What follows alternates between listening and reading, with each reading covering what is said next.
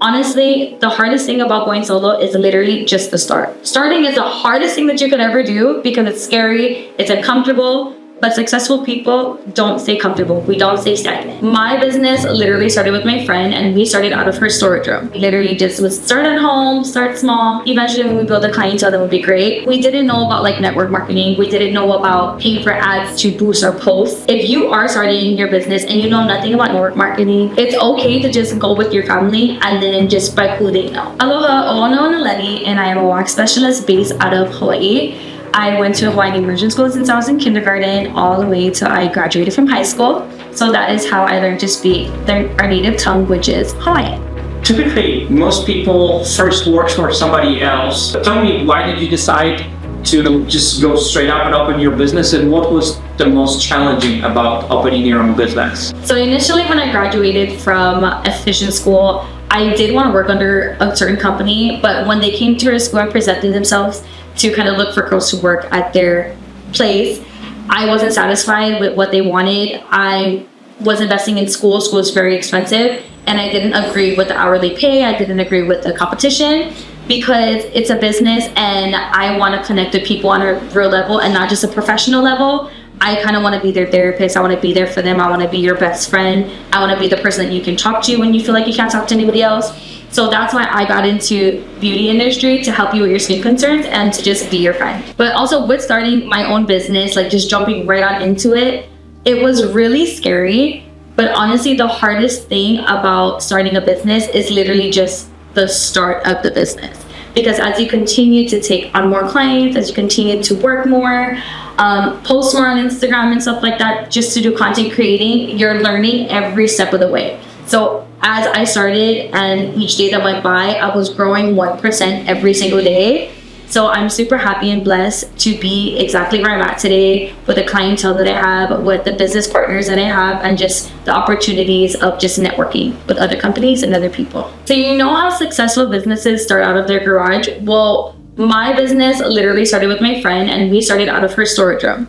So her mom basically renovated the place. We were buying materials and we started our business literally in a storage room. It wasn't that big, it wasn't that high, because we were just starting off. So we didn't want to just take a big purchase and just buy a spa or buy a big studio. We literally just would start at home, start small. Eventually, when we build a clientele, that would be great. So from the little storage room, clientele got bigger.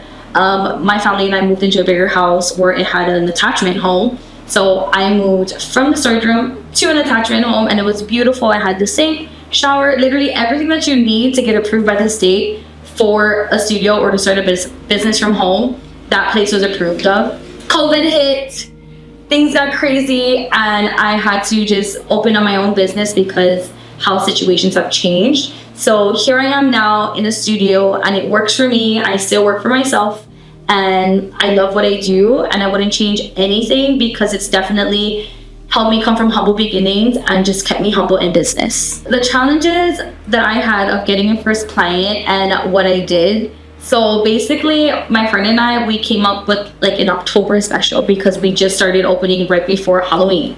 So we came up with like spooktacular specials for October just to draw in some clients. But at the time when we started our business, it wasn't so saturated with so much beauty professionals. So in my opinion, from Hawaii, it was a good time to start, which was in 2019 to 2020. So like I said, it's just like saturated. There's just a lot of estheticians here for beauty industry that does hair, lashes, waxing, and everything like that. So I always seek mentorship. So there's a lot of people that I follow on my business and personal page that I look up to. So one of these content creators, she's an influencer, she said that if you ever feel pressured, just look at the bread aisle. So when we go to Food Line, Safeway, there's literally a bunch of bread. There's Love's Bakery, and there's everybody. But there's bread for specific people. So that's basically just like having a beauty business. There's so much beauty business owners, but there's always one specific client for you. So whenever you're feeling discouraged and you can't find clients, think of the bread aisle at the store, because there's millions of bread, but not everybody buys that one specific bread. So the way that we came up with our specials is literally every single holiday that was coming up. So it was Halloween to Thanksgiving to Christmas. We literally were doing like Frankenstein facials for Christmas, and then for New Year's, for Thanksgiving, we're doing like some pumpkin spice ones. So basically every single holiday that was coming up, that's what we based our specials and giveaways on. So those are some great ideas that you could think of when you are coming up with any specials or giveaways to build clientele, is to just kind of draw in what kind of audience that you do want. And if you were behind the screen, what would draw you in to become a client to that person. So when I first started, when we did our special, we didn't know about like network marketing. We didn't know about paying for ads to boost our posts, nothing like that. All we did is just post, tag our family, my parents. I have a really big family. So my parents were sharing it, my siblings, my aunties, cousins, everybody that was around me was just sharing my posts, and just their friends were sharing it, just like everybody was just sharing it. So all the clientele that I was getting was literally strictly through referrals, and also people that I didn't know that was just like college students and everything like that, because of engagement through the people that I knew. So if you are starting your business and you know nothing about network marketing, it's okay to just go with your family and then just by who they know. So as a business owner, my hardest struggles from the beginning, even until now, because I do have my seasons. I feel like every business owner has their seasons, but mine is motivation and discipline. So these are two different words that have two different meanings that I've learned over the time of owning a business. Is you can have all the motivation that you want to build your business, but if you do not manage it correctly with the discipline to manage your money correctly, time management, everything that you need to do with owning a business, then your business can literally go bankrupt, and it could just go down, because businesses that do not last over 2 years is basically statistically meant to fail. So if you do make it past the 2-year mark, then you're just continuing to grow, which is a great thing, but that's because you have the discipline. And the other thing that having the discipline and motivation is, for me during slow seasons, is that I just still need to have the motivation to do the things that I do love, and that I will have my clients that will remind me that what I do is worth it, and that's why I keep doing what I do. And then just having the discipline to just keep the things that I have and the things that I pray for, and also to prepare myself to accept the blessings that I do pray for, and how to just attain it and hold it. As a girl that owns her own business and I have good clientele, I have a huge family. Thankfully, my family and my friends have never asked me for a discount or have never expected to get service for free. I'm super blessed by that, because I do have other business friends that do go through that. And that is pretty frustrating, because I feel like if I was my family member's client, I would want to support you and pay for your service and more on top of that, because I want to support you and because I love you. But there are times where I did have a difficult client and was put in an awkward situation to where like people wanted to trade services. So basically, I'm gonna wax them, and if they do facials, I can go to them for a facial for free.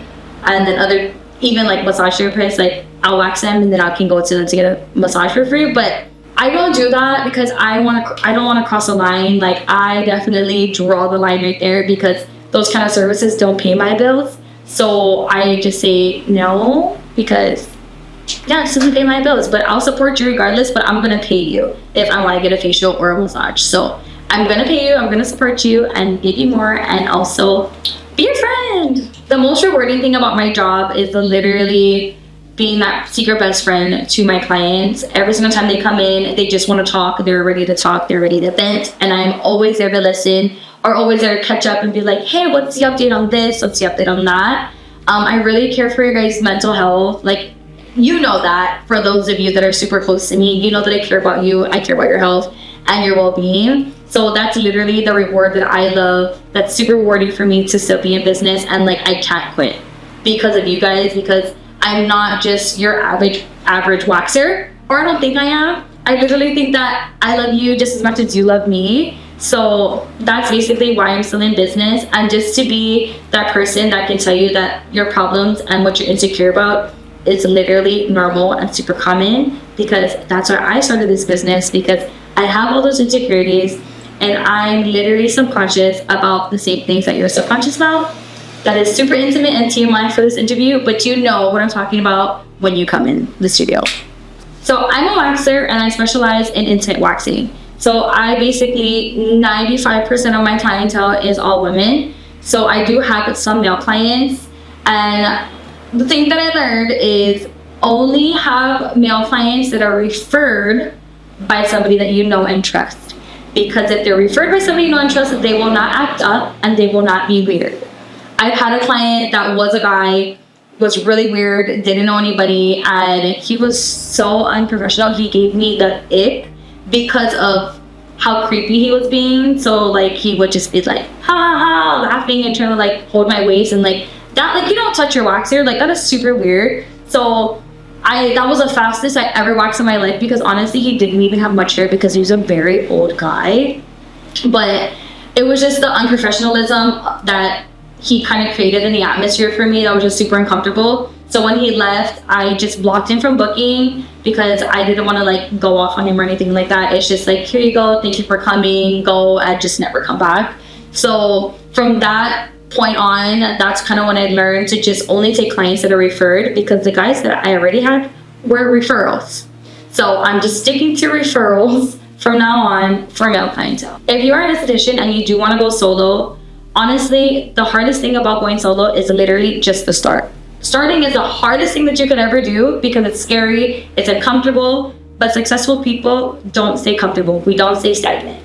You want to grow every single day. So whether you don't have a client, go on social media, listen to podcasts, look at somebody that you look up to, and then just literally try to be them, follow in their footsteps. Don't have an imposter syndrome. If you look up to that person and they inspire you, then you want to be like them, then that's great. You have a role model and you have the tools to be just like them. Reach out to them, they can be your mentor. I am a mentor to a lot of the girls that took my class, and I'm super blessed to help basically hold their hand along the way to avoid the struggles that I went through as a business owner and just going through clients. Another thing that I would say is, even if you don't have clientele, like I said, just find something productive to do. Maybe think of a special, think of a giveaway. If you do have clients, listen to their concerns, whether it's skin lightening, ingrowns, skin conditions. You listen to their concerns and you find a solution. Because you are licensed, you have the access to those products to basically find a solution for your client, and then that's how you can expand your business and expand your clientele, because you're going to be offering a variety of services with the solutions. All right, that's it for today. If ever you want to contact me, my Instagram is simplicityescape. You can contact me on there, reach out to me if you have questions or just want to talk. And if you're ever in Hawaii, I would love to meet you. My studio is located in Honolulu, or you could always reach me at the Black Girl Wax Warehouse, and you can meet the staff and just you can see where we produce our products and where we ship all our products out from. So in the meantime, I'll see you on the next video, and if you have any questions, just leave comments below.